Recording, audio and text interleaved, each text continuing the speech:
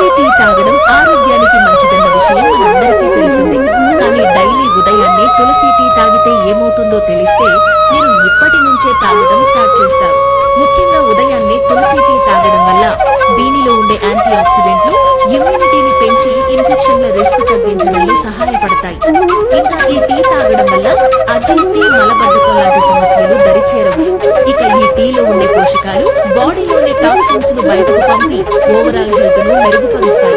ఇంకా ఈ టీలో ఉండే యాంటీ ఇన్ఫ్లమేటరీ గుణాలు బాడీలో ఇన్ఫ్లమేషన్ తో పాటు శ్వాస సంబంధిత సమస్యలను కూడా తగ్గించడంలో సహాయపడతాయి.